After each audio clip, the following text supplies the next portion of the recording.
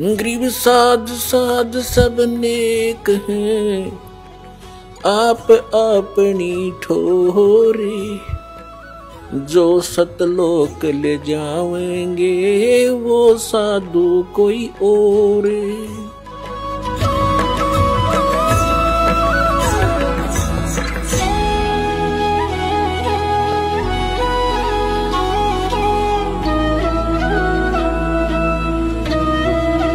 प्रसंग चल रहा है, भगवान ने आकर बताया है कि पर भी लेन जात है दुनिया, हमरा ज्ञान किने ना सुनिया। अपर भी लेने जाते हैं, स्नान करने जाते हैं तीर्थों पर। ये तीर्थ क्या है, ये कैसे निर्मित हुए, इसके विषय में ब्रह्म पुराण में, ब्रह्मा पुराण में बहुत विस्तृत जानकारी है, और विष्णु पुराण के अंदर भी। उसमें क्या बताया गया है कि जैसे किसी संत ने किसी सरोवर के किनारे या दरिया के किनारे बैठकर अपनी सुविधा अनुसार, यानी जल की आवश्यकता होती है अधिकतर जीव को नहाने पीने वस्त्र आदि धोने के लिए, और साथ में फिर भक्ति करते हैं। उनके किनारे बैठकर के उन्होंने अपने अनुष्ठान किए, जैसे भी उनको गुरु मिले, जैसा भी वो अध्यात्म मार्ग से परिचित थे, उस आधार से उन्होंने वहां भक्ति करी बैठ के। और वहां से जो साधना उन्होंने की, उस साधना अनुसार अपना शरीर त्याग करके वो चले गए उस लोक को, उस स्थान को प्राप्त कर गए जहां की उसने साधना की थी। अब बाद में उसकी यादगार में उस महापुरुष ने वहां शरीर तो छोड़ना ही होता है, उसकी यादगार बना देते हैं। और फिर बाद शेष जो जनता होती है वो उससे प्रभावित होती है, क्योंकि वो साधना करते करते अपनी उस पूंजी में से अन्य किसी को आशीर्वाद, दुआ या बद दुआ दे करके वो प्रभावित अवश्य कर लेता है, जिस कारण से वहाँ की जनता, आसपास की जनता उस साधक से बहुत प्रभावित हो जाती है। उसके बाद उसकी मृत्यु के उपरांत वहाँ एक उसकी समाधि बना देते हैं, वहाँ पूजाएं शुरू कर देते हैं, और फिर उसको वहाँ उसके मत्था टेकने लग जाते हैं, और उसको तीर्थ नाम दे दिया जाता है। अपुण्यात्मा परमात्मा ने आके ये निष्कर्ष दिया है कि जैसे अमरनाथ कैसे बना, अमरनाथ की स्थापना कैसे हुई, ये कैसे वेल नोन हुआ, सुप्रसिद्ध क्यों हुआ। भगवान शिव ने पार्वती जी को ये अनमोल मंत्र दिया था जिससे मोक्ष संभव है। और वो कौन सा मंत्र दिया था? जो 5 नाम का ये दास आपको देता है। प्रथम मंत्र में बीच बीच के जो 5 मंत्र हैं, ये शिव जी ने इस मंत्र का ज्ञान था और इसी को ये अमर मंत्र मानता था। एक तो पुण्यात्मा हमें कंप्लीट स्पिरिचुअल नॉलेज ना होने से, संपूर्ण अध्यात्म ज्ञान ना होने से हम इन नकली संतों के द्वारा घने भ्रमित हो गए। हम क्या सोचते हैं कि गुरुजी ने मंत्र दे दिया, नाम दीक्षा दे दी, और फिर क्या होता है, उन भ्रमित लोगों के पास जाकर के आप उनसे फिर प्रभावित हो जाते हो, जिनको कंप्लीट स्पिरिचुअल नॉलेज नहीं है, जिनको पूर्ण अध्यात्म ज्ञान नहीं है। तो वो क्या पूछते हैं आपसे कि आपने दीक्षा ली है वहां से, बरवाला से, कितने दिन हो गए? 1 महीना, 2 महीने, 1 वर्ष, 2 वर्ष, जैसा भी जिसको। फिर वो पूछते हैं क्या आपको भगवान दिखाई देते हैं, भगवान के दर्शन होते हैं? अब आपके पास इसका कोई उत्तर नहीं। तो पुण्यात्माओं, कहने का भाव ये है कि दास जो आज प्रसंग आपके समक्ष स्पष्ट करना चाहता है, एक विषय स्पष्ट करना चाहता है कि परमात्मा की प्राप्ति, परमात्मा के दर्शन से, मोक्ष की प्राप्ति परमात्मा के दर्शन से नहीं, उस परमात्मा के मंत्र से होती है। पहले तो ये प्रसंग स्पष्ट करते हैं कि अमरनाथ की स्थापना कैसे हुई। पुण्यात्मा, हमने पुराण बहुत पढ़ी हैं, पवित्र पुराण, लेकिन हमारे धर्म गुरु कोई निष्कर्ष हमें निकाल कर दे नहीं पाए, और जिस कारण से हम ऐसे उन कथाओं को याद अवश्य कर लेते थे, लेकिन हमें उनका कोई सिर पैर का पता नहीं था। जैसे पार्वती जी के 107 जन्म हो चुके थे, 108वां जन्म वो जी रही थी। भगवान शंकर वही होते थे, उनकी तब तक मृत्यु नहीं हुई थी, और पार्वती जी की 107 बार मृत्यु हो चुकी थी। और भगवान शिव जब पार्वती जी की मृत्यु होती थी बड़े व्याकुल होते थे, उनका बहुत बुरा हाल हो जाता था उस पार्वती की मृत्यु के उपरांत, उसके वियोग में। एक समय की बात है कि भगवान श्री राम वनवास के अंदर सीता जी के अपहरण के उपरांत वृक्षों से डकरा रहा था, रो रहा था, सीता की खोज पूछ रहा था, मृगों से लिपट रहा था।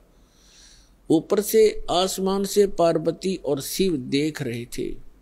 भगवान शिव ने श्री रामचंद्र जी अर्थात विष्णु जी को प्रणाम किया। पार्वती जी ने देखा कि किसको प्रणाम कर रहे हैं, नीचे एक व्यक्ति रो रहा है पृथ्वी पर। पार्वती जी ने पूछा, आप किसको प्रणाम कर रहे हो? भगवान शिव ने कहा कि नीचे देखो, ये भगवान को प्रणाम कर रहा हूं। कि वो व्यक्ति रो रहा है? पार्वती ने पूछा कि हाँ, ये भगवान है, परमात्मा है। पार्वती जी कहने लगी, भगवान और रो रहा है? भगवान कैसे हो सकता है जो ऐसे डकरा रहा है जनसाधारण की तरह? यानी विष्णु जी थे वो, और विष्णु जी भगवान शिव के बड़े भाई हैं। अपने बड़े भाई को वो नमस्कार कर रहे थे। पार्वती जी ने नमस्कार नहीं किया और कहा, मैं इसकी परीक्षा लूंगी और सीता रूप बना कर जाऊंगी।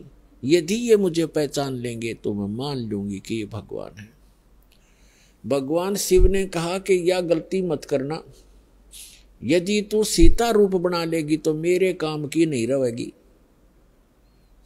उस समय तो पार्वती जी ने कह दिया कि नहीं जाऊंगी, परीक्षा नहीं लूंगी। कुछ ही देर के बाद भगवान शिव के इधर उधर होते ही सीता रूप धारण किया और भगवान राम के सामने खड़ी होगी जाकर के। अब भगवान रामचंद्र जी ने कहा कि हे दक्ष पुत्री, हे दक्ष की बेटी, भगवान शिव को कहाँ छोड़ाई, अकेली क्यों आ गई? इस बात से वो इतना शर्मिंदा होगी कि फिर प्रणाम किया कि भगवान शिव आपको ठीक ही प्रणाम कर रहे थे, आप तो सचमुच जानी जान हो।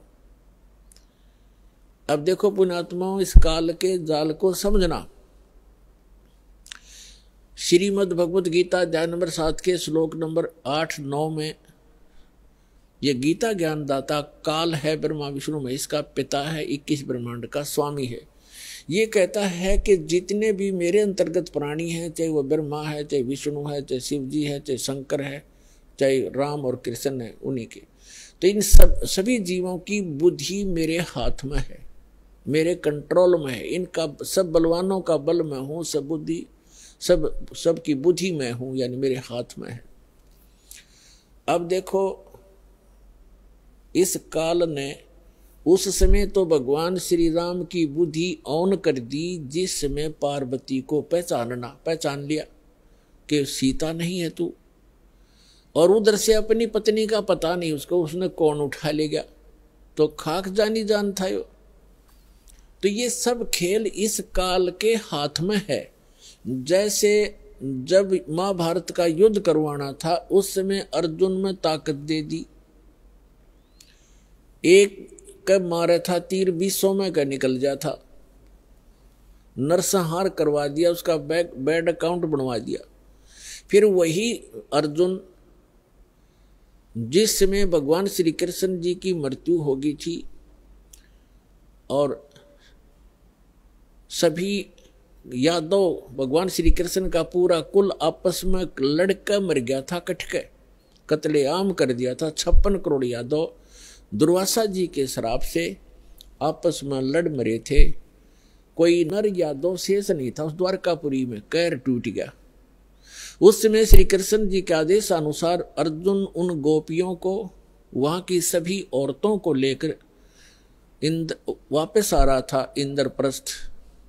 रास्ते में वही धनुष जिससे महाभारत का युद्ध जीता था, वही धनुष उनके साथ था। रास्ते में भीलों ने, जंगली लोगों ने अर्जुन को पीटा और उनके गहने तोड़ ले गए, सारी औरतों के, कुछ एक औरतों को भी ले गई और अर्जुन का हाथ नहीं उठा। उस समय अर्जुन रो रहा है कि कृष्ण बड़ा छलिया था, इसने जब युद्ध करवाना था तब तो मुझे शक्ति दे दी, अब वही मेरा गांडीव धनुष है, वही मैं अर्जुन हूं, आज मेरे से ये उठ नहीं रहा है।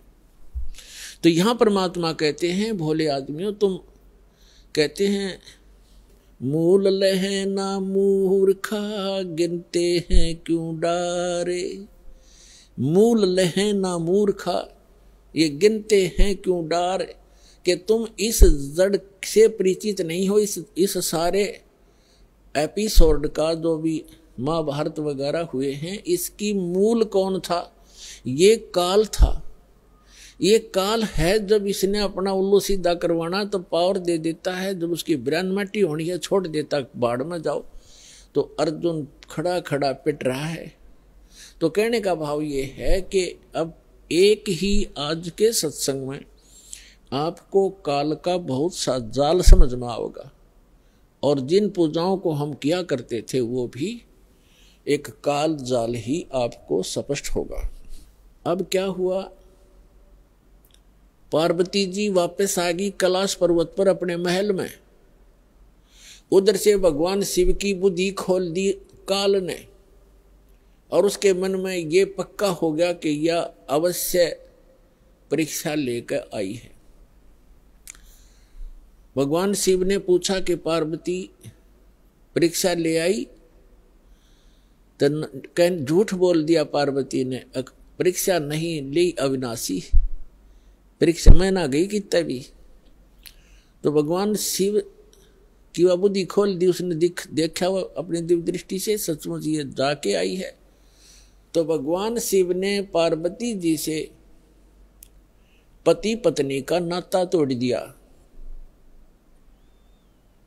रहते वहीं पर, लेकिन उनसे वो पति पत्नी वाला व्यवहार बंद कर दिया। वो जान गई अपनी गलती से कि मेरी गलती से सारा काम हुआ है। भगवान शिव ने बताया कि आपने मेरी मां का रूप बना लिया,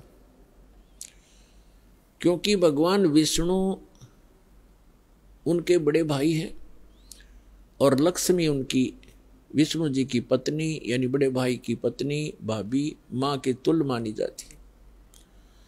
तो उसने कहा कि तूने मेरी मां का रूप बना लिया, मेरी भाभी का रूप बना लिया, इसलिए तू मेरे लिए पत्नी रूप में स्वीकार्य नहीं रही। तो उधर से पार्वती ने एक दिन देखा, 2 दिन देखा, 10 दिन, 1 साल, वह दुखी होगी। और जब बच्ची दुखी हो जाती है तो कहाँ आश्रय तकती है, अपने पीहर जाती है माता पिता के यहाँ। अब माता पिता के यहाँ गई, लेकिन माता पिता उससे अक्षुब्ध थे पहले से ही। क्यों?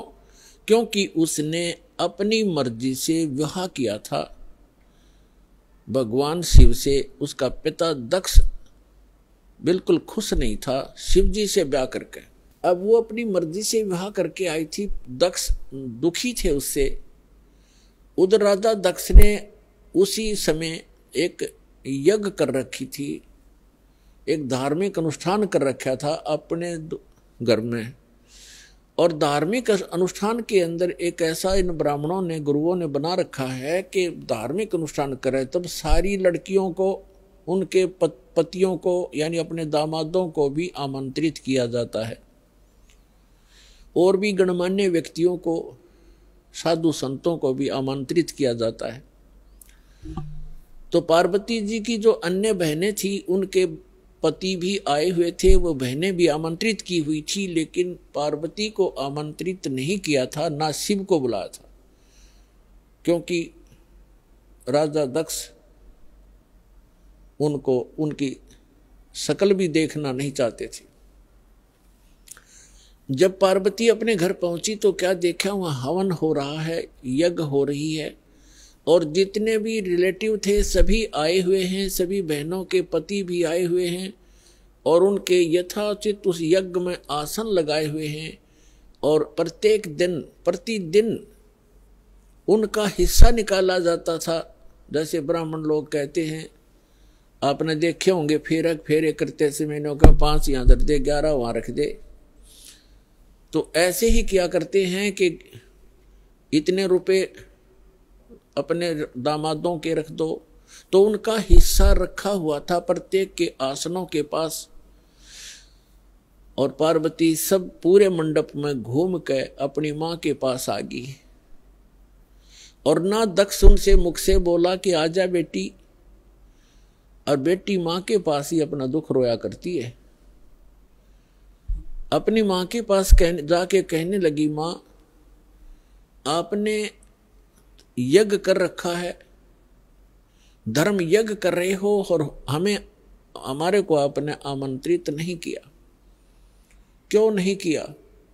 और न ही, और ऐसा भी था कि जैसे किसी बहन का कोई पति नहीं आया है, उपस्थित नहीं हो पाया किसी कारण से, तो उसका आसन लगा रखा है और उसके लिए फी प्रॉपर उसका हिस्सा भी रखा हुआ है। तो पार्वती जी ने कहा अपनी मां से कि आपने ना तो अपने दामाद को आमंत्रित किया, ना मुझे किया, ना उसका आसन लगा रखा है, ऐसा भेदभाव तुमने क्यों किया हमारे से? तब मां ने कहा कि बेटी, ना तो तू मानती मेरी बात, ना तेरा पिता मानता, तूने भी अपनी मर्जी से ब्याह किया था, इससे तेरा पिता क्षुब्ध है, और ये इस कारण से तुम्हें बुलाया नहीं। तो पार्वती जी ने अपने पिता से प्रश्न किया कि आपने न तो अपना दामाद बुलाया, ना मुझे आमंत्रित किया, क्या मैं आपकी बेटी नहीं? तो दक्ष ने कहा कि मैं ना तेरी सूरत देखना चाहता हूं, और ना उस सर्प लपेटे हुए व्यक्ति को बुलाकर अपनी बेइज्जती करवाना चाहता हूं, और आपको किसने बुलाया? यहां पर आप जा सकती हैं। इस अपमान को वो पार्वती सहन नहीं कर सकी, और एक बहुत बड़ा हवन कुंड बना रखा था को 7-8 फुट नीचा, और उसमें ये, क्योंकि राजा का यज्ञ ब्राह्मण ने कुंड से अपने घर से डालना था कि घेर कर लकड़ और सोवा बरबर कड़छे घेरे पूरे लोटे के लोटे, और डीक पड़े हवन की। तो पार्वती ने कहा कि मैं करवाती हूँ तेरा यज्ञ संपूर्ण। ऐसा क्षुब्ध हुई, इतना गुस्सा मान के, और हवन कुंड में छलांग लगा कर जल गई। जल्दी सी हवन कुंड को बुझाया गया, तुरंत ही उसको निकाला गया, सारा शरीर जल गया, लेकिन अस्थि शेष रह गई, अस्थि पिंजर शेष रह गया। भगवान शिव को पता चला, ये बहुत लंबी कथा है। भगवान शिव ने फिर अपने ससुर का सिर भी काट दिया था, उसने काट दिया था, भैरव ने, जैसा भी। तो फिर क्या हुआ कि भगवान शिव जब आए तो उसने उस पार्वती के कंकाल को, जो केवल अस्थि पंजर था पूरे बॉडी का, उसको पार्वती जान के मोहवश इतना अंधे हो गए, और उसको सीने से लगाकर 10,000 वर्ष तक पार्वती पार्वती करते फिरते रहे। एक दिन भगवान ने सुदर्शन चक्र से उस पार्वती के टुकड़े टुकड़े कर दिए, उस अस्थि के, अस्थि पिंजर के।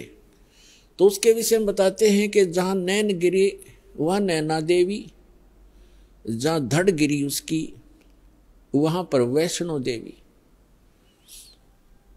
ऐसे वैष्णो देवी और नैना देवी की स्थापना हुई क्योंकि वहाँ इन पार्ट्स ऑफ द बॉडी को, शरीर के अंगों को, जहाँ नैन गिरी थी वहाँ उनकी समाधि दे दी और उसकी एक यादगार बना दी कि यहाँ पर ऐसी घटना घटी थी, कहीं आने वाले समय में कोई इन ऐतिहासिक और पौराणिक बातों को झूठा ना सिद्ध कर दे, इसलिए वो यादगार बनाई थी। और आज वहाँ पूजाएं शुरू होगी। ऐसी जहाँ धड़ गिरा था वहाँ पर वैष्णो देवी बना दी, एक यादगार बना दी और उसको मंदिर का रूप दे दिया, जैसे कि आने वाले समय में ये चिन्ह बना रहे, ये अवशेष बने रहे।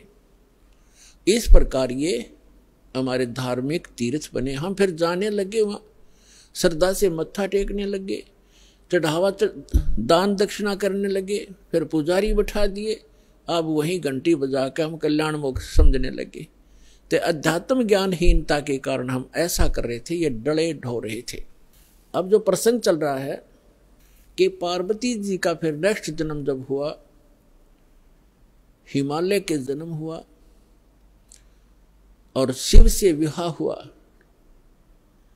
और भगवान शिव क्या करते थे कि जितनी बार भी पार्वती की मृत्यु हुई, उनके कंकाल को यानी रूंड को, इस हड्डी के सिर के ऊपरले हिस्से को वो निकाल लेते थे और उसको एक धागे में डाल करके रखते थे, ताकि वो गिनती करते थे कि कितनी बार इसकी मृत्यु होगी। 107 कंकाल सिर के भगवान शिव ने टांग रखे थे डोरी में, रस्सी में।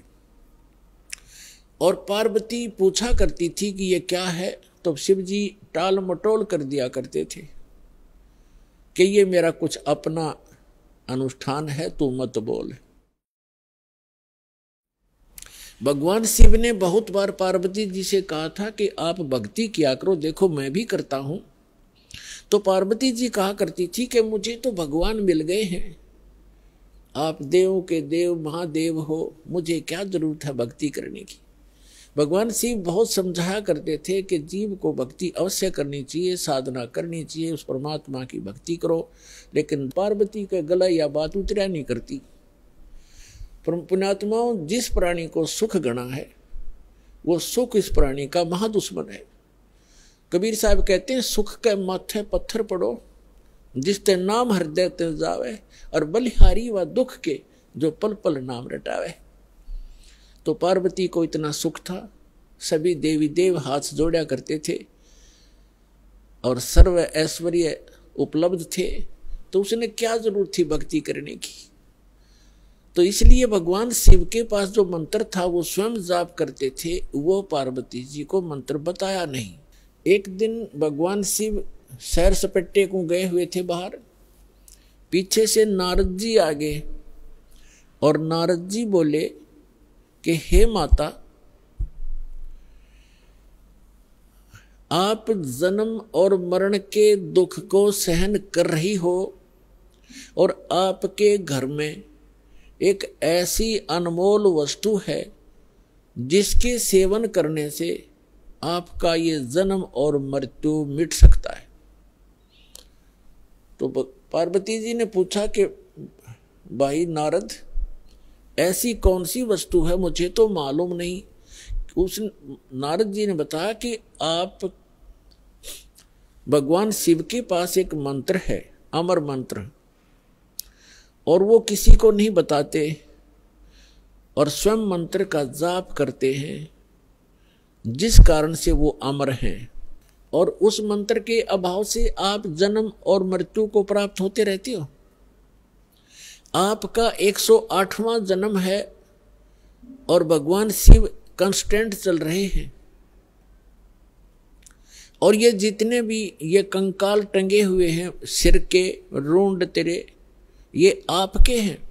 आप 107 बार मर चुकी हो, 107 बार ही आपने भगवान शिव को ही वर रूप में चुना है। 107 जन्म आपके हो चुके, 108वां चल रहा है।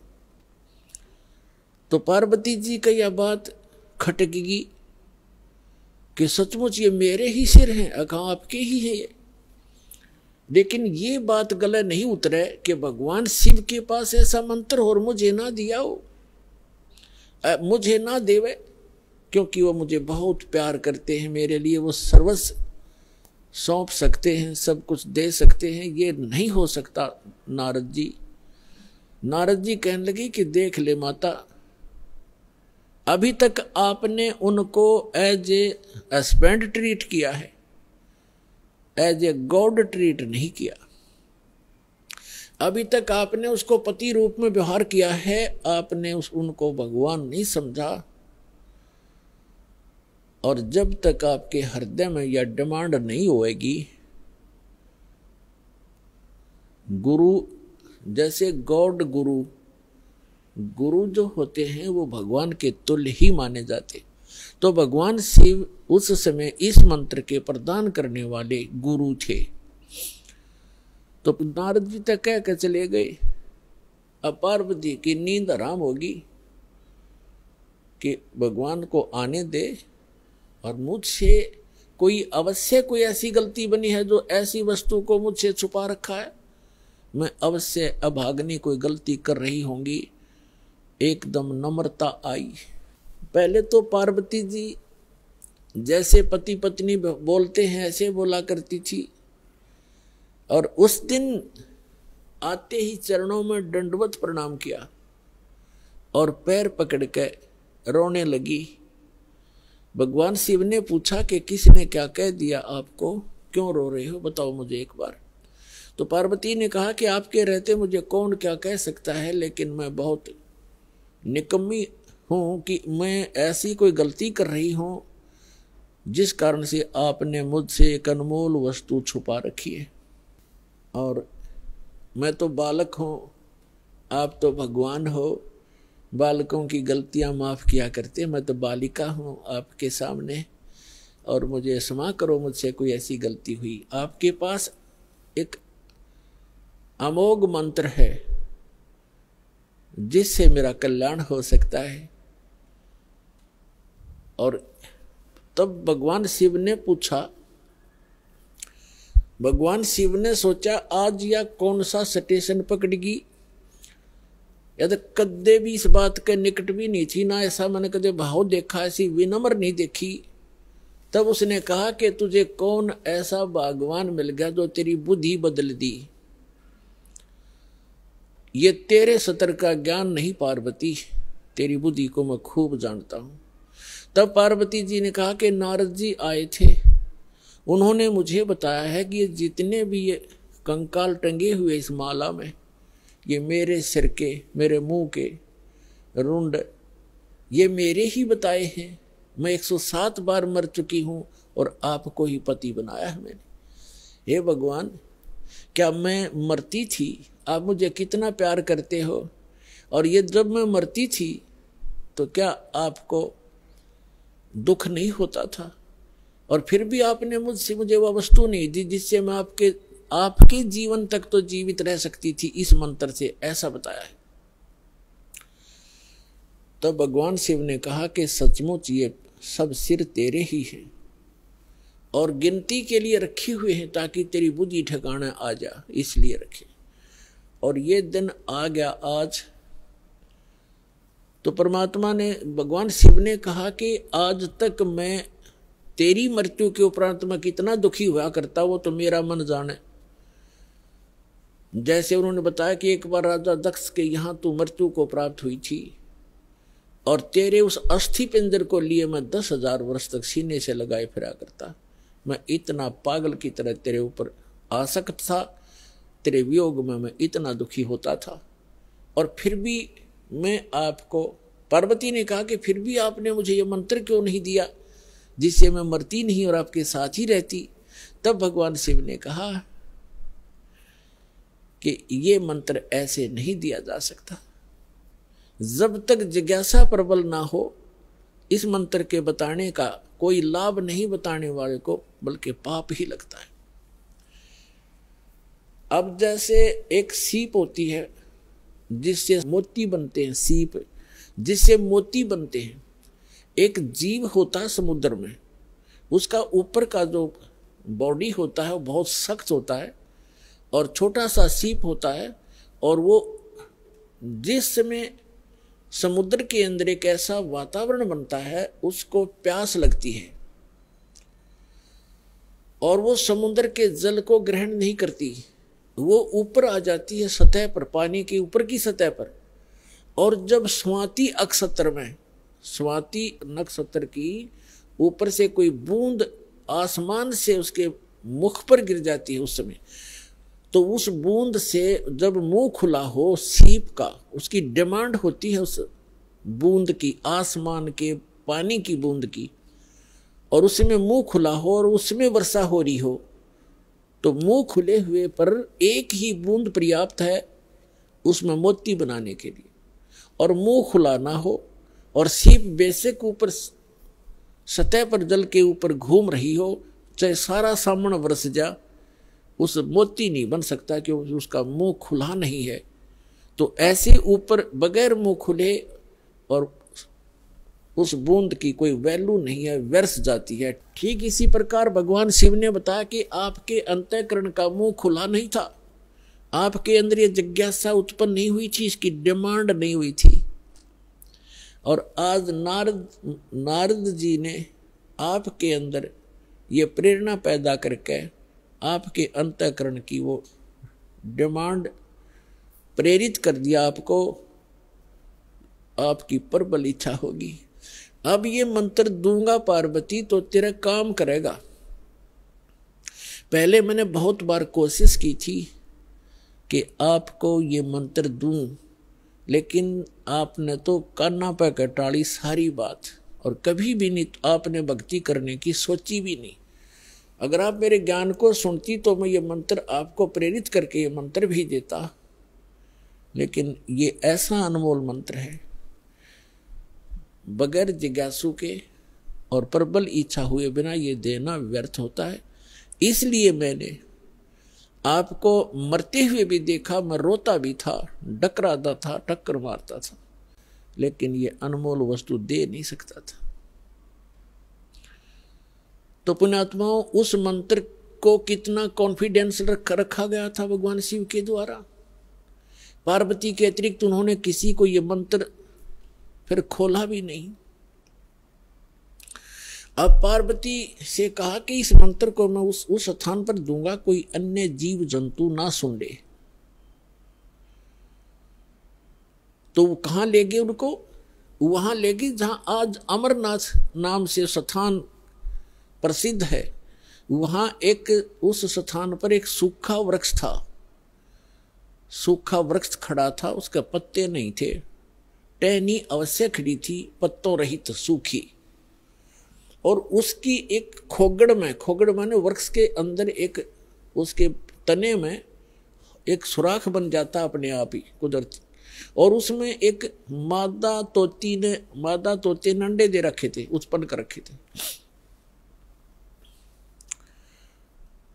एक तोते के अंडे थे उसमें।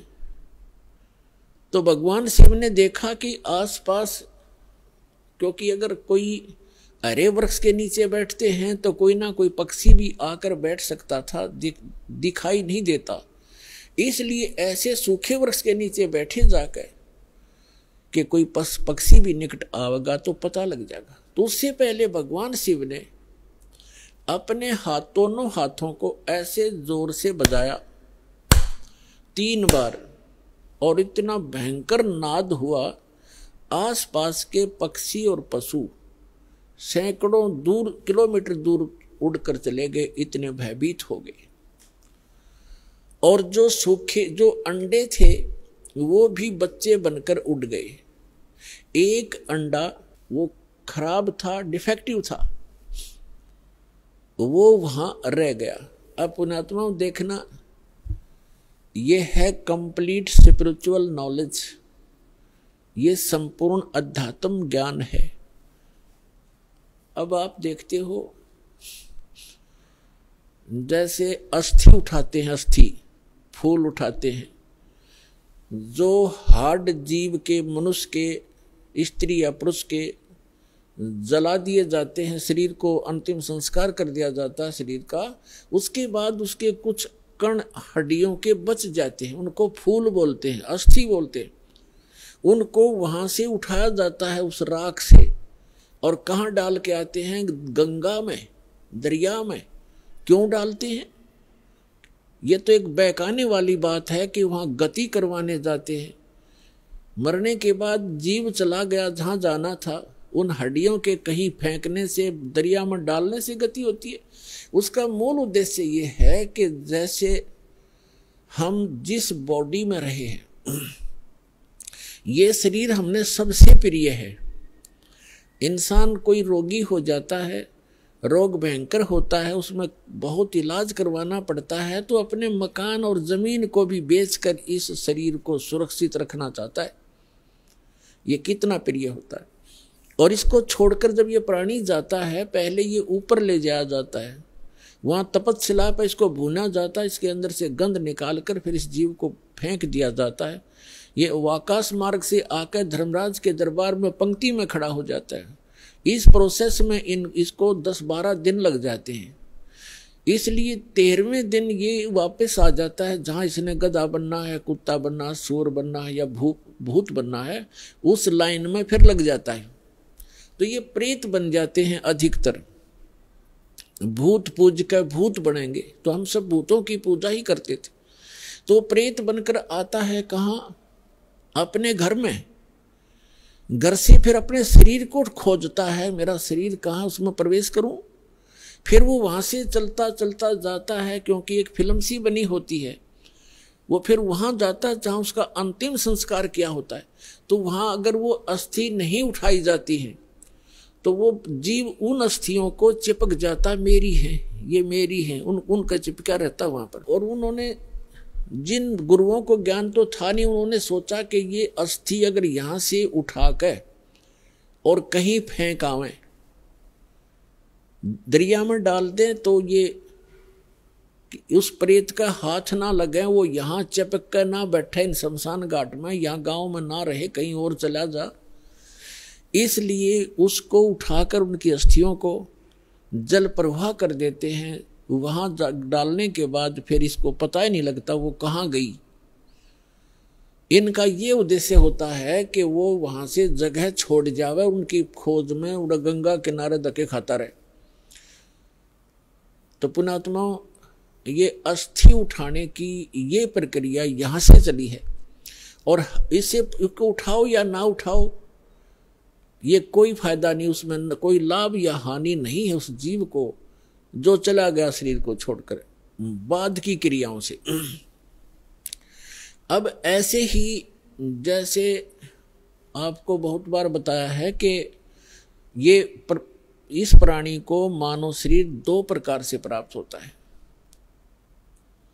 एक तो 84 लाख योनियों को भोग गए, एक टर्न वाइज एक मानव शरीर कंपलसरी प्राप्त होता है।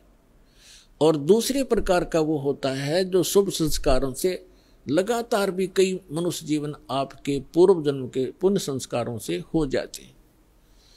तो एक सुखदेव नाम के ऋषि हुए, फिर वो बाद में उनकी आत्मा 84 लाख योनियों को भोगती भोगती, और तोते का संस्कार था उसका। अब तोते में उसका इतना ही संस्कार था कि उस गंदे अंडे में ही उसकी वो अंडा उसके निमित्त था वो अंडा। जैसे गर्भ में ही कई बच्चे मर जाते हैं, तो उनका उतना ही संस्कार होता है उस मनुष्य जीवन का, तो वो पूरा कर लिया उसने। एक मनुष्य जीवन, गर्भ में मर जाना, बाहर आते ही मर जाना, इस तरह। अब उसका संस्कार था इतना ही कि उस अंडे में उसकी आत्मा आई और अंडा गंदा हो गया। अब उसके बाद भी वो उसका चिपका रहा कि मेरा है, वो आत्मा वही रही और बाकी अंडे जो स्वस्थ थे भगवान शिव की अपनी जो धारणा से कि आसपास कोई अंडा हो वो भी स्वस्थ हो जाए, तो वो उस ताड़ी बजाने से अंडे बच्चे बनकर और पक्षी बनकर उड़ गए। अब वो संस्कार था उसका ऐसा ही निर्धारित था कि वहां भगवान शिव कथा सुनाएगा पार्वती को, और उसके संस्कार से फिर वो परमात्मा, क्योंकि कोई भी ज्ञान उपदेश दिया जाता है पहले सत्संग किया जाता है, तो भगवान शिव ने पार्वती को पहले उस अमर परमात्मा की कथा सुनाई कि कोई ऐसी शक्ति है, इनको वैसे ज्ञान नहीं, लेकिन वेदों से जैसा इनको ज्ञान प्राप्त हुआ तो ये बता रहे थे कि पार्वती उस परमात्मा की भक्ति करनी चाहिए, उस भगवान की भक्ति से जीव का मोक्ष होता है। और मानव शरीर, इन देवताओं को भी ये मानव शरीर माना जाता है, और मानव शरीर ये भगवान की साधना उपासना के लिए ही प्राप्त होता है। और फिर वो बताने लगे कि ध्यान लगाओ, मैं बताता जाता हूं, जहां टारगेट मैं आपको बताऊं आपकी सुरती वहीं पहुंचे। क्या बताया कि मूल कमल जो गुदा के पास है, रीढ़ की हड्डी के अंदर की तरफ, उसमें गणेश जी का वास है और उसका किलियम जाप है, और ऐसे इसको ऐसे ऐसे बोल।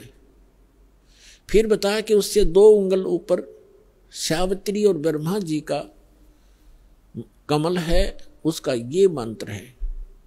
फिर बताया शरीर के इसके ऊपर नाभि कमल है, उसमें विष्णु और लक्ष्मी का वास है, और वहां पर ये मंत्र है जो आपको दिए जाते हैं, इनको जाप करो। उसके बाद फिर हृदय कमल है, उसमें महादेव और पार्वती का स्थान है। अपनात्माओं, ये डीला आपको बहुत देर से समझ में आओगा। ये ज्ञान आपको पहले भी बताया है कि ये काल क्या लीला करता है। ये एक ब्रह्मांड के सर्वोपरि शिखर में, चोटी में, वहाँ 3 स्थान बनाकर रहता है, और वहाँ 3 ही रूप धारण कर लेता है, और वहाँ इस दुर्गा के ये 3 ही रूप बनाकर अपने साथ रखता है। जैसे एक एक रजोगुण प्रधान अक्षेत्र है, उसमें स्वयं ये चतुर्मुखी रूप धारण करके सावित्री रूप बनाकर अपने साथ रखता है। एक सतोगुण प्रधान अक्षेत्र है, उसमें ये स्वयं विष्णु रूप धारण कर लेता है और लक्ष्मी को और उसको दुर्गा को लक्ष्मी रूप में रखता है। और तीसरा वहां पर एक तमोगुण प्रधान क्षेत्र है, उसमें ये स्वयं अपना शिव रूप धारण करके, जैसा शिव आप देखते हो, और उसके 5 मुख हैं, उसके शिव के भी 5 मुख हैं। वहां पर जब ये बनाता है वो 2-1 भी रख लेता है, ऐसा इसकी लीला। तो वह 10-10 भी मुख बना सकता है ये, वहां 10-1000 तक ये मुख बना सकता है ये काल। तो वहां ये शिव रूप में रहता है और दुर्गा को पार्वती रूप में रखता है। तो जो हमारे कमलों के अंदर जो हमने जो दिखाई देंगे देवता, वो वही उसी का रिफ्लेक्शन दिखता है।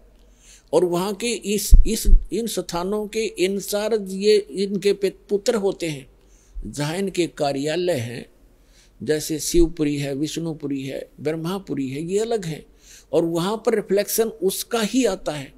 और वहां जो जीव इस मंत्र की साधना करते हैं, उनकी साधना का अकाउंट ये इसके पुत्र रखते हैं। जैसे हम ब्रह्मा जी और सावित्री का जाप करते हैं, तो वो अकाउंट इनके पास जाएगा, अकाउंट यही रखेंगे ये ब्रह्मा विष्णु महेश ही अलग से। तो पुण्यात्माओं, ये PhD का मार्ग है, धीरे धीरे आपका समझ में आएगा। तो यहाँ शिव बता रहा है कि हृदय कमल में शिव और पार्वती का स्थान है, इसके ऐसे 12 पंखुड़ियां हैं, इसका ये मंत्र है। फिर कंठ कमल में देख, ये दुर्गा का स्थान है, और इसमें इतने कमल हैं, 16 पंखुड़ी हैं, और इसका ये मंत्र है। तो ऐसे जब वो जाप करती हुई जा रही थी, फिर कहा कि त्रिकुटी में की तरफ चलो पार्वती।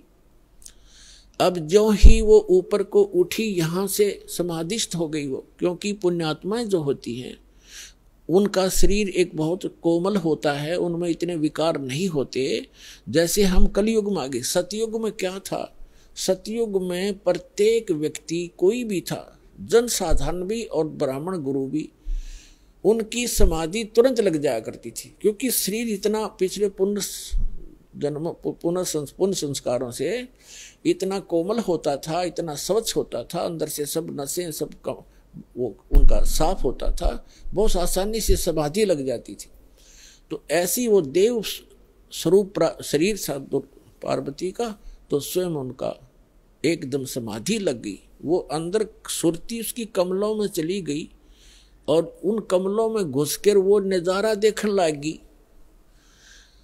अब जैसे पुण्यात्माओं आप सिनेमा देखने जाते थे पहले, अब तो नहीं देखेंगे हम, पहले सिनेमा देखने जाते थे 3 घंटे, 3 घंटा का न्यू पता नहीं चला था किस में गए, क्योंकि कभी कुछ देख रहे हैं, कभी कुछ देख रहे हैं, कभी कुछ देख रहे हैं, 1 सेकंड में वो होया पावा था खत्म होगी भाई। और बस स्टैंड पे बस की इंतजार कर ले, 10 मिनट में 20 बार उठेगा, 10 बार बैठेगा, आई किसी आई। तो इस तरह हम जो समाधिस्थ ऋषि होते थे, इनकी काल रोल मारा करता, इन्हें मूर्ख बनाया करता। जैसे किसी भी एक कमल में ये प्रवेश कर गए, एक कमल जैसे टीवी चैनल में कोई चैनल ऑन कर लिया और उसमें जो भी नज़ारे हैं वो यहाँ से बिल्कुल हटकर हैं, और वो ऐसे दृश्य हैं यो मन देखता देखता दंग रह जाता है, इसको पता नहीं चलता कितना समय बीत गया। तो इस प्रकार वो काफी समय तक ये नज़ारे देखा करते, मोक्ष नहीं हुआ इनका। तो जो दास आपको कंसेप्ट क्लियर करने जा रहा है, इस प्रकार पार्वती का कोई चैनल ऑन हो गया और उस चैनल में वह घुस गई, लागी सिनेमा देखने। अब जब सुरती चली जाती है दूर तो आभास शरीर को नहीं होता। जैसे हमने कई बार देखा कि बातें कर रहे होते हैं बस स्टैंड पर, और कुछ जो हमें नहीं जरूरत जिन व्हीकलों की, जैसे हम इंतजार कर रहे हैं बस की, अरे कोई ट्रक आ गया और उसके हमारे पास से गुजर गया हॉर्न देता हुआ, हमें पता भी नहीं वो हॉर्न कब देकर बजा के चला गया। हम इतने उन बातों में मगन हो गए, इतनी सुरती हमारी वहाँ से हट गई। तो ऐसे पार्वती की सुरती हट गई और शिव जी बता रहे थे कि ऊपर देखो मूल कमल में आपको ऐसे दिखाई देगा, हृदय कमल में ऐसे दिखेगा। तो पार्वती की समाधि लगी, किसी कमल में पहुंच गई, वह घुस गई उसमें, वह सैर सपट्टे कर रही। उधर से वो गंदा अंडा जो था तोते का वो स्वस्थ हो गया भगवान की चर्चा सुन के, और एक महापुरुष के मुख से वो जल्दी असर करती है। तो उसी समय वो स्वस्थ होकर अंडे से बाहर निकलकर बच्चा भी बन गया तोते का। और वो तोता फिर भगवान शिव बता रहे हैं कि ये मंत्र जाप करो, इसको ऐसे ऐसे जाप करो, किलियम किलियम जपो गौरा, सुन मंडल में पहुंचा बोरा। इस पर काफी लंबा प्रकरण है, फिर बताएंगे।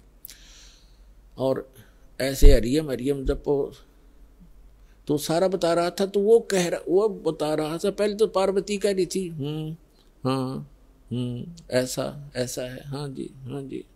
तो फिर तोता लग गया कहने हाँ जी। अब पार्वती तो समाधिस्थ, भगवान शिव ने अला के देखा हुआ तो समाधिस्थ हो रही है, और हाँ जी की आवाज कहाँ से आ रही है।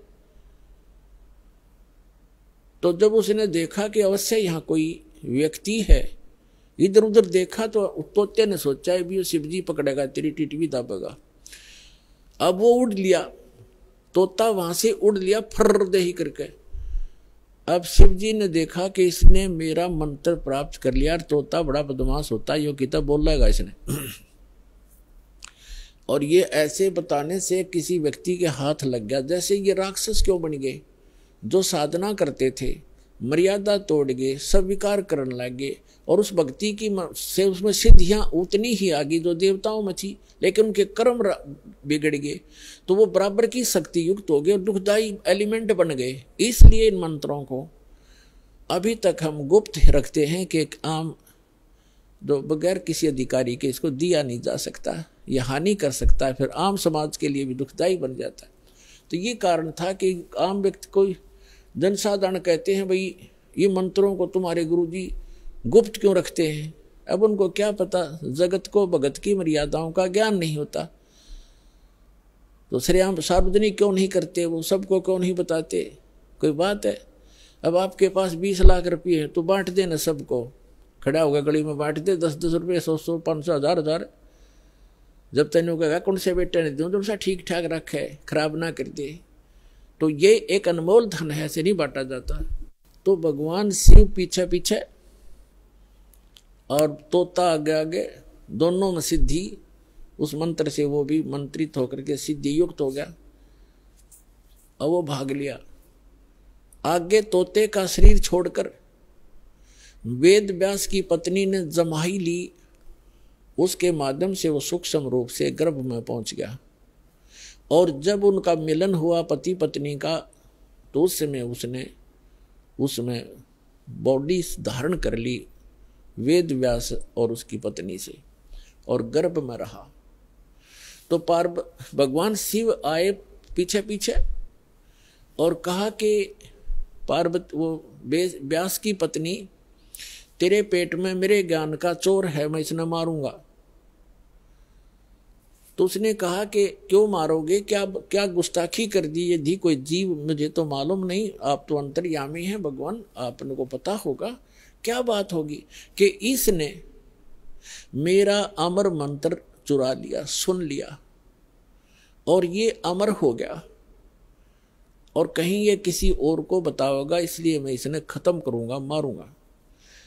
तो व्यास की पत्नी कहने लगी, बोले नाथ, एक तरफ तो आप कहते हो ये अमर हो गया, अमर हो गया तो आप मारोगे कैसे इसको? तो शिव जी वहां से आ गया, भाई बात तो ठीक है, गर्भ में ऐसे साधक को हानि नहीं पहुंचा सकता। जो पूर्व जन्म के कुछ संस्कारी होते हैं वो गर्भपात से मरण नहीं होता उनका। और फिर व्यास जी और उसकी पत्नी भी साधक थे, तो साधक को कोई भी देव जो हानि नहीं पहुंचा सकता। तो भगवान शिव वापस आ गया। अब कहने का भाव ये है दास का कि पार्वती जी को वो मंत्र मिला भगवान शिव से, कहा जहां पर आज हम एक अमरनाथ का मंदिर मानते हैं, अमरनाथ मानते हैं, और वहां अपने कल्याण के लिए हम वहां दर्शनार्थ जाते हैं कि हमारा मोक्ष हो जाएगा। अमरनाथ पर जाने से नहीं, अपने आत्माओं वो मंत्र से मोक्ष हुआ पार्वती का, उस अमरनाथ से नहीं। अमरनाथ एक स्थान है जहां पार्वती जी को वो अनमोल मंत्र प्राप्त हुआ था। अब इस दास के पास वो कंप्लीट स्पिरिचुअल नॉलेज है, वो अमर मंत्र है। ये अमर मंत्र जो भगवान शिव ने पार्वती जी को दिया, ये तो इतना अमर है, जब तक शिव रहेगा पार्वती की मृत्यु पुनः नहीं होगी। और एक दिन पार्वती भी मरेगी, शिव भी मरेंगे, ये अविनाशी नहीं है। गीता के यथार्थ विश्लेषण की जानकारी के लिए पढ़ें पुस्तक गीता तेरा ज्ञानामृत।